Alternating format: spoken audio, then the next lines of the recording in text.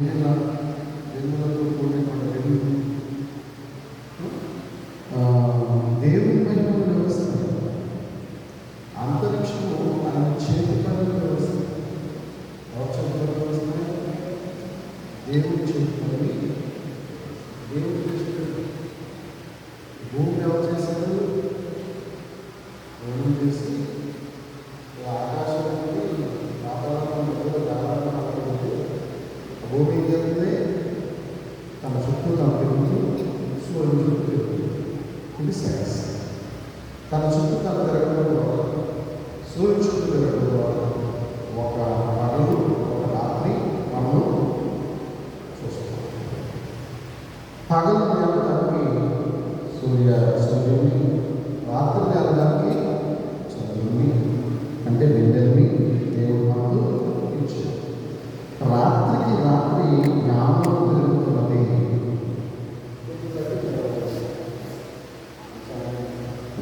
వాటికి భాష లేవు, మాటలు లేవు, వాటి స్వరం వినపడదు. వాటి కొలలు భూమి అంతగా వ్యాపించి ఉన్నవి. బూదిగంధం వరకు వాటి ప్రకటనలు బయలుపరుచున్నవి. వాటిలో ఆయన సూర్యునికి ఉదాహరణ వేశాడు. అతడు తన అంతఃపురంలో నుండి బయలుదేరి ఇంటి కుమారుడు వలె ఉన్నాడు. సూర్యుడు పరిగెత్త ప్రదర్శించినట్లు తన పదమునందు పరిగెత్త ప్రదర్శించుతున్నాడు. ఎవరంటే సూర్యుడు ఏం చేస్తున్నాడంటే దేవుడు చెప్పిన పని చేస్తాడు. తన యొక్క గుడారం నుంచి లేచి చక్కగా ఫ్రెష్ అయ్యి బరువు బరువున దేవుడు ఎటువైపు పరిగెత్తడం ఉంటాడు, వైపు పరిగెత్తడం ఉండడం. అతడు ఆకాశమైన దిక్కులను బయలుదేరి ఆ దిక్కులను తన చుట్టూ తిరిగి వచ్చుతున్నాడు. ఆకాశం ఈ దిక్కు నుంచి బయలుదేరి ఆ దిక్కు వరకు తూర్పు నుంచి ఎక్కడ దగ్గర పడవ వరకు, తూర్పు నుంచి పడవ వరకు అయినా వెళ్తున్నట్టుగా బైబిల్ మనకు తెలియజేస్తాం. ఈ విధంగా మనం ఆలోచన చేస్తే దేవుని యొక్క కార్యాలు ఆకాశంలో కూడా కనిపిస్తున్నాయి. అవి స్తోత్రాలు చెల్లించు, ప్రార్థనలు చేయి, పాటలు పాడ, దేవుని వాక్యం చెప్పవు. చెప్తే మాట్లాడితే ప్రకృతి మాట్లాడుతున్న మనలోని. కానీ దేవుని యొక్క వర్ణనాతీతమైనటువంటి అమరమైనటువంటి ప్రేమలు, దేవుని యొక్క ఆశ్చర్యకరమైనటువంటి క్రియలు వాడు ఏం చేస్తాయి మనకు కనిపిస్తున్నాయి, కనుపరుస్తున్నాయి, మనకు తెలియజేస్తున్నాయి. మరి ఆకాశము భూమి మాట్లాడాలని దేవుని ఆశ్చర్యకరమైన కార్యాలను వివరిస్తామని, ఆయన చెప్పిన పని చెప్పినట్టు చేస్తామని, మనం ఏం చేస్తున్నాం ఆయన కోరుకుంటే అని ప్రశ్న తీసుకురావాలి. ఆకాశము, నక్షత్రాలు, సూర్యుడు, ఈ భూమి, పంచభూతాలు, గాలి స్టక్ అయిపోయింది అనుకోండి మన ప్రాంతంలో, లేదా స్ప్రెడ్ అయిపోయి ఏదైనా కాలుష్యం వచ్చిందనుకోండి, ఏమవుతుంది మనకు? డెత్ కదా. వాస్తవం మంచి గాలి ఇస్తున్నాడు. ఆ గాలి ప్రతి ఒక్కరి యొక్క శ్వాస, ఉచ్ఛ్వాస, విశ్వాసంలో చక్కగా నడిపిస్తున్నాయి. మంచి ఆరోగ్యాన్ని ఇస్తుంది గాలి, దెబ్బక తెలుస్తుంది నీరు, వంట చేస్తుంది అగ్ని. ఇలా పంచభూతాలు అంటే ఈ యొక్క ప్రకృతి దేవుడు నియమించినటువంటి రీతిగా దేవుడు ప్రజలమైన మనకు, దేవుడు బిడ్డలమైన మనకు, భూమి అందరూ అందరూ దేవుడు బిడ్డలు, మనుషులందరూ ఎలా తయారు చేసేది?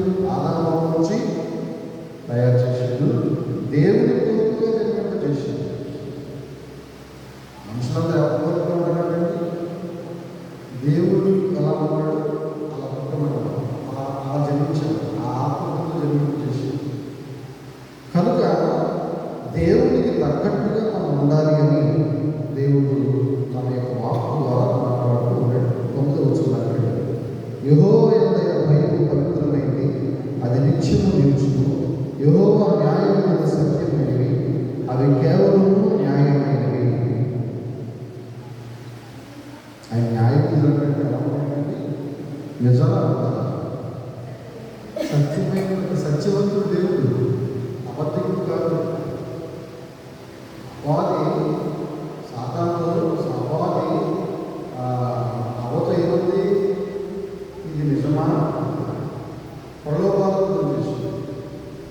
వారి యొక్క జీవితంలో గలిబిలి చేసింది. తద్వారా వారు ఏమయ్యారు? ఆధ్యాత్మికం చేశారు. ఆధ్యాత్మికం పాపం వల్ల వచ్చే దేవుడు మరణం కనుక వారు ఏదేను మరణం నుంచి బయటికి దేవుడు వారు గడపేశారు.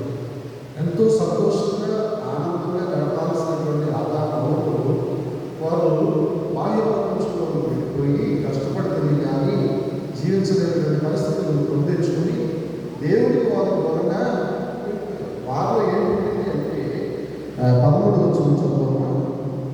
దురభిమాన పాపంలో పడకుండా నీ సేవకుని ఆపము, వాటిని నన్ను ఏలవేయకుము. అప్పుడు నేను యథార్థవంతుడనై అధిక ద్రోహం చేయకుండా నిందారహితుడను.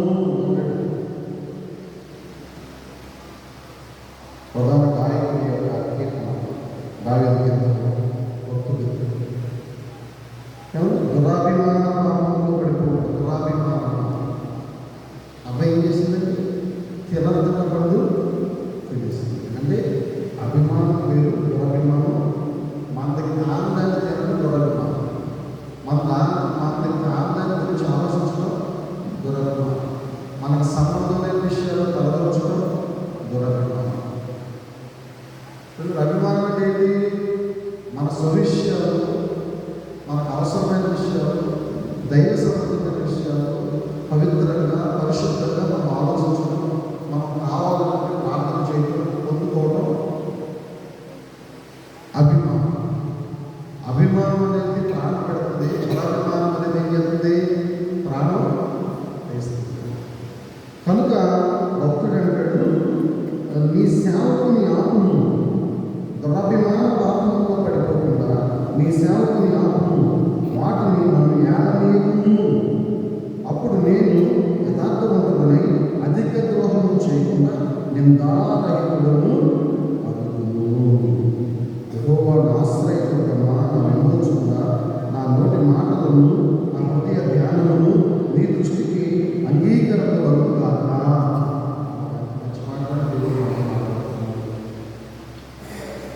చాలా మధురాత్మకమైన మాటలు మనలో. ఆయన మాటలు అంటే తేను అంటే చుట్టి తేలి కంటే మధురమైందని ఆయన మాట. ఆయన మాటలో ప్రేమ ఉంది, ఆయన మాటలో సత్యం ఉంది, ఆయన మాటలో నీతి ఉంది, ఆయన మాటలు ఏముంది? మరి మన మాటలు ఏమున్నాయి అని మనం ప్రశ్నించుకుని ఎవరికైనా మనకు తెలియదు. మనం మాట్లాడుతున్నాం.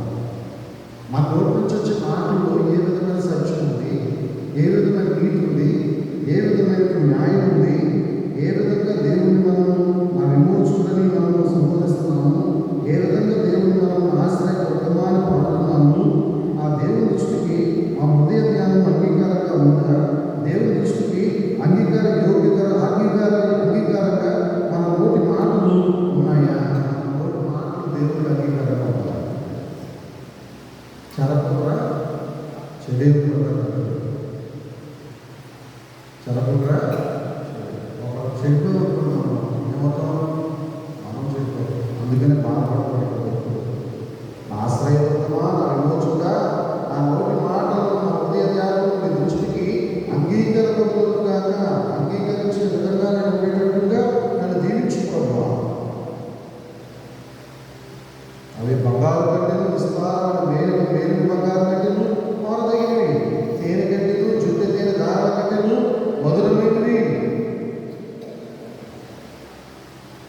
వాటి వల్ల మీ సేవకులు హెచ్చరికలు పొందును, వాటిని గైకొనడం వల్ల గొప్ప లాభము పొందును. తన పొరపాటును కనుగొనగలవాడు తన రహస్యంగా చేసిన తప్పులు క్షమించి నన్ను నిర్దోషిగా తీర్చును. మనకు తెలియకుండానే పాపంలో పడతాం. దురభిమానం పాపం. ఏం కావాలి? దురభిమానము పాపం. ఇంకా ఏం చేయాలి? పాపం అంటే గొప్ప పాపం చేయాలా? భూమి మీద తిరగట్టేలా, ఆకాశాన్ని పడగొట్టేలా? దురభిమానము పాపం. ప్రేమించే వారిని ద్వేషించడం పాపం, ద్వేషించే వారిని ప్రేమించడం పాపం. పాపంని పరిశుద్ధుల్ని పాపంగా తగ్గించడం పాపం. ఇదే దురభిమానం అంటే మీకు అర్థమయ్యేటట్టుగా నేను చెప్తున్నాను. కనుక ఇక నా నోటి మాటలను, నా హృదయ ధ్యానం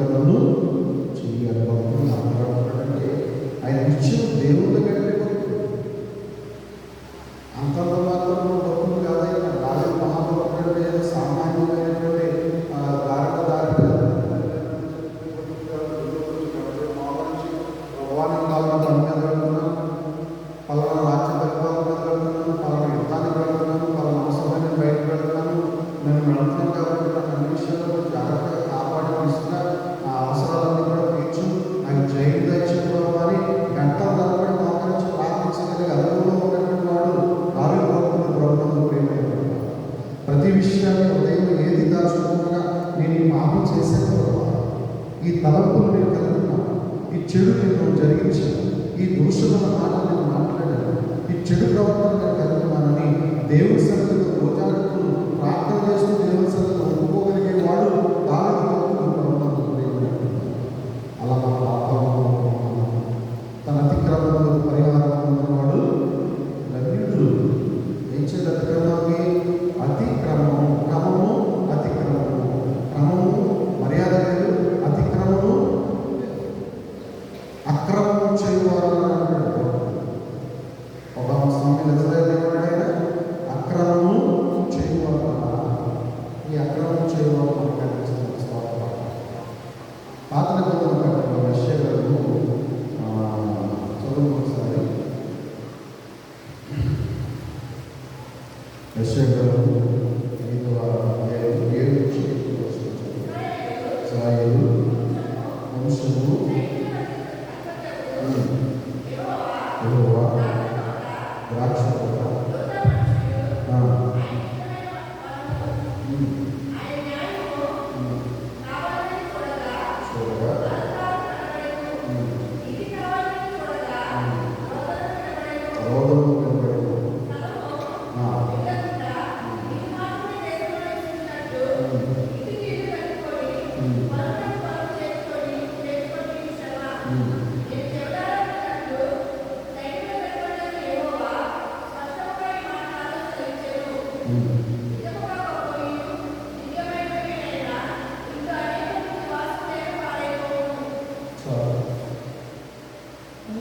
గొప్ప గృహాలు దివ్యమైనటువంటి అనేక నివాసాన్ని పాడైపోతున్నారు. ఎందుకని?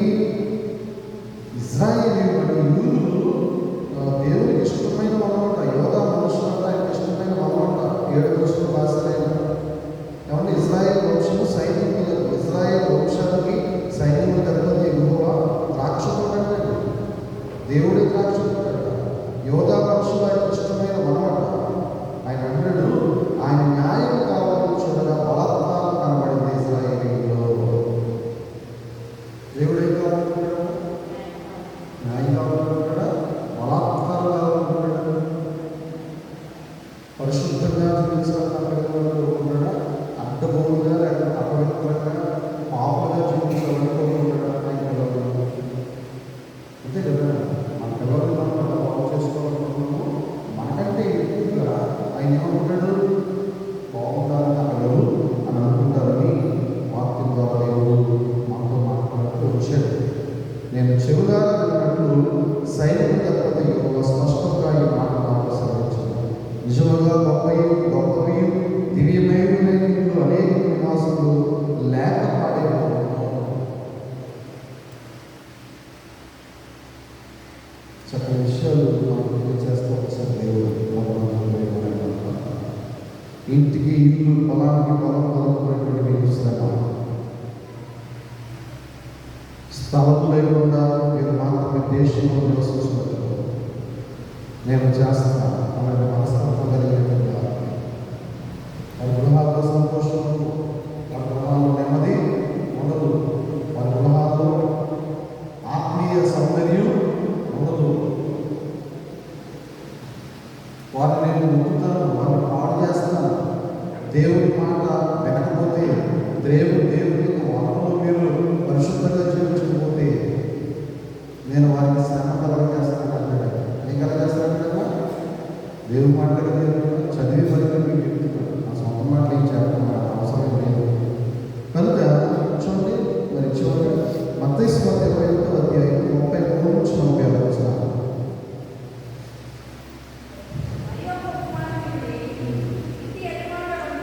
ఇంటి యజమానుడు ఒకడు ఉండెను. అతడు ద్రాక్ష తోట నాటించి దాని చుట్టూ కంచె వేయించి అందులో ద్రాక్షలు కొట్టి తొలిపించి గోపురం కట్టించి కాపులకు దాన్ని బతికించి దేశాలకు పోయిను.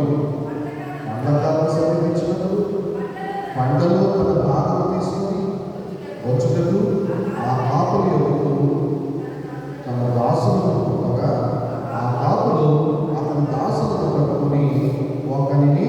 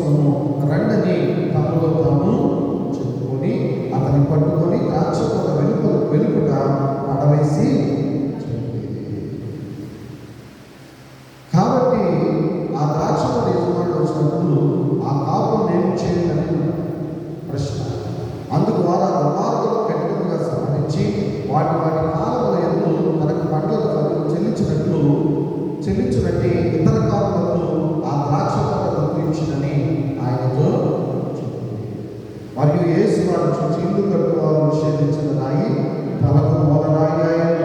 ఇది ప్రభువు వల్లనే కలిగిన, ఇది మన కళ్ళకు ఆశ్చర్యమైన మాట. మీరు లేఖనంలో ఎన్నడూ చదవలేదా? బాగా అర్థం చేసుకుంటున్నాం. బ్రతికించేటటువంటి పాపం యజమాని దేశాలకు వెళ్ళాడు, పైకి వెళ్ళాడు, విదేశాలు వెళ్ళాడు. పండ్లు పడితే కాలం వచ్చేసింది, పంట వచ్చేసింది. మరి ఆయన ఇవ్వాల్సిన కౌలు ఆయన ఇవ్వాలి కదండి, ఇవ్వాలి కదా. అవునవదని మనం చేద్దాం అనుకోండి. పంట వచ్చిన తర్వాత ఆ కౌలు ఆయన ఇచ్చేసి మిగిలిన మనము ఖర్చులకి తీర్చుకొని బాగా తీర్చుకొని మిగిలిన మనం ఇంట్లో పెట్టుకుని డబ్బులు కొనుక్కో దాని కొనుక్కో ఆరుగాలని మనం పోషించాలి, తినాలి జాగ్రత్తగా. అది కౌలు యొక్క విధానం. అయితే ఇక్కడ ఏం చేస్తున్నారంటే కౌలు చేసేటువంటి ఆ యజమాని పంపించినటువంటి దాసుని చంపేశారు. ఒకనే కొట్టేది, ఒకనే చంపేశారు. ఇంకా ఎక్కువ మంది కాబట్టి వాళ్ళని కూడా కొంచెం తరిమేశారు. అయ్యో ఇలా చేస్తారంటే సరిగ్గా పంట వచ్చేసరికి అని అనుకుని ఆయన కుమారుని పంపించాడు. ఆయన కుమారుడు వెలుగులకి ద్రాక్ష వెలుగులకు పెట్టేసి ఆయన్ని కూడా చివరికి ఆయన వచ్చాడు. ఆయన వచ్చి చక్కని మాటలు చెప్తున్నాడు. ఆ ద్రాక్ష తోట కూడా వాళ్ళ దగ్గర నుంచి తీసేసుకుని ఇతర కాలంలో ద్రాక్ష తోట పంపించిన ఆయనతో చెప్పింది. కఠినంగా సంహరించేటప్పుడు వచ్చి ఆ కాపులు ఏమి చేయనని అని నన్ను వారు ఆ దుర్మార్గులను కఠినంగా సంహరించి వాటి కాలంలో తనకు పంటను చెల్లించిన ఇతర కాపులకు మంచి కాపులుగా ద్రాక్ష తోట వద్ద ఇచ్చునని ఆయనతో తలాంతుల గురించి మనకు తెలుసు కదా. 10 తలాంతులు ఇచ్చిన ఆయన ఇచ్చేసాడు, 20 ఇచ్చాడు. 5 తలాంతులు ఇచ్చిన ఆయన 10 ఇచ్చాడు. 1 తలాంతు ఇచ్చిన ఆయన ఏమన్నాడు? కఠినాత్ముడు నాకు తెలిసి అవలో పట్టుకుని నేను దండకి ఎలా పెట్టాను, ఇది సంవత్సరం అంతా అక్కడే ఉంది తలాంతు ఎదురు తీసుకుని ఆయన నమస్కారం అన్నాడు. ఆయన దగ్గర తలాంతు చేసి ఎవరు వచ్చాడు? 10 తలాంతులు ఉన్నవాడికి 1 తలాంతు ఉన్నవాడి దగ్గర విపరీతనం ఉంది కాబట్టి, మూర్ఖత్వం ఉంది కాబట్టి, దేవుడికి వ్యతిరేకత ఉంది కాబట్టి దేవుడి వల్ల అది దగ్గర నుంచి తీసేసుకుని కలిగిన వారికి లేని వారి దగ్గర నుంచి కలిగిన వారికి తీసేది దేవుడు ఆలోచిస్తాడు. ఇల్లు కట్టువారు నిషేధించిన రాయి మూలరాయి ఆయన ప్రభు వల్లనే కలిగిన. 43వ వచనం అంటాడు, కాబట్టి దేవుడి రాజ్యం ఎవరిని తొలగింపబడి దాని ఫలమిచ్చి జనులకు ఇవ్వబడి మీతో దేవుడి రాజ్యం అంటే మన దగ్గర నుంచి తీసేసుకుని ఎవరికి చేద్దామంటే కడపటి వారికి చేద్దాం. ఎవరికి చేద్దామంటే మొదటి వారి దగ్గర నుంచి తీసేసుకుని యూదుల దగ్గర నుంచి తీసేసుకుని యూదుతో మాట్లాడుతున్నాను. ఏమి యూతో కాదు, యూదుతో మాట్లాడుతున్నాను కదా. దేవుడు పెట్టలేనటువంటి ఇజ్రాయేల్తో మాట్లాడుతున్నారు. వాళ్ళంటే దేవుడికి వ్యతిరేకంగా ఉన్నారు, దేవుడికి అసహ్యకరమైనటువంటి కార్యాలు చేస్తున్నారు. దేవుని బట్టి దేవుడిని అవమానిస్తున్నారు, దేవుడిని శోధిస్తున్నారు, దేవుడిని వ్యతిరేకిస్తున్నారు. దేవుని రాజ్యాన్ని వాళ్ళ దగ్గర తీసుకుంటారు. ఇంతకంటే బ్రతుకుతాడు. దేవుని రాజ్యాన్ని తీసుకుంటే, దేవుని సంతోషాన్ని తీసుకుంటే, దేవుని సమాధానాన్ని తీసుకుంటే, దేవుని యొక్క మహిమైశ్వర్యాన్ని మన దగ్గర తీసుకుంటే ఇంకెందుకు మనం జీవించడం? అవునండి కదా. అంటే దేవుని రాజ్యం నీతి సమాధానం రోజులకు బాధలు కాదు కానీ నీతి సమాధానం పరిశుద్ధాత్మ అందరి పరలోక రాజ్యం ఏంటి? నీతి సమాధానము పరిశుద్ధాత్మ అందరి ఆనందమైనది పరలోక రాజ్యం. అంటే ఆఫ్టర్ లైఫ్ తర్వాత దేవుడు తీసుకునే రాజ్యం తర్వాత విషయం. అది వచ్చిన తర్వాత 1000 ఏళ్ళ పాలన క్రియలు మంచివైతే జైలు పొందుతాను, క్రియలు చెడవైతే మరణపడతాను, అది వేరే విషయం. ఇక్కడ పరలోక రాజ్యంలో మనం ఆల్రెడీ సమీపించిందంట. పరలోక రాజ్యంలో మనం ఉన్నామట. ఆ పరలోక రాజ్యం ఎలా ఉంటుందంటే రోజులను బాధలు కలిగాను, కట్టబడ్డ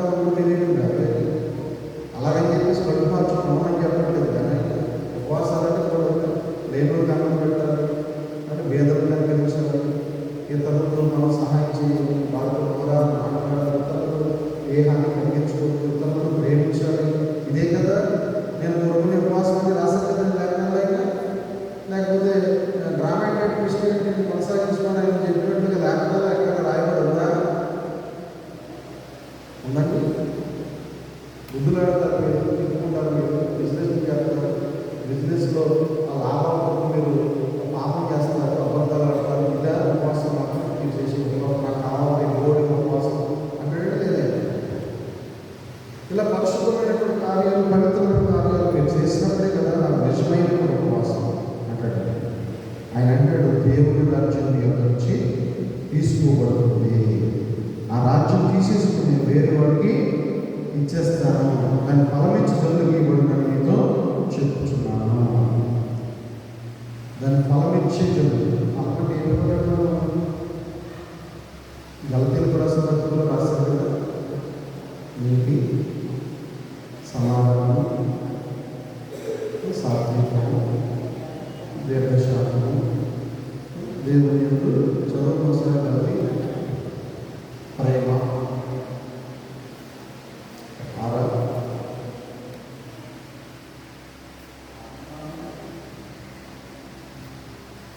ఆత్మఫలాలు ఫలించాలండి. క్రైస్తవుడు అన్నటువంటి వాడు ఆత్మఫలాలు ఫలించాలి. దాని ఫలమిచ్చు జనులకు ఇయ్యబడునని మీతో చెప్పుచున్నాను. అయితే ఆత్మఫలం ఏంటంటే ప్రేమ, సంతోషము, సమాధానం, దీర్ఘశాంతము, దయాళుత్వము, మంచితనము, విశ్వాసము, సాత్వికము, ఆశ. ఫలాలు ఇచ్చేవాడికి దేవుడు ఏమిస్తున్నాడు?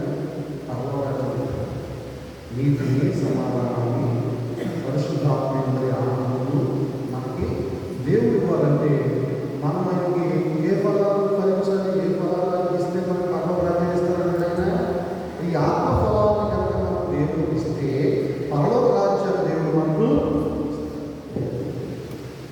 కనుక ప్రతి ఒక్కరూ కూడా దేవుని పైలో చక్కని ఆత్మీయమైనటువంటి దేవుని కొడుకున్నాము. గొప్ప పరిశుభాత్మ ప్రార్థన చేసుకుని వాళ్ళు వచ్చింది నిలబడి లేచిన ప్రార్థన చేసుకోవాలి.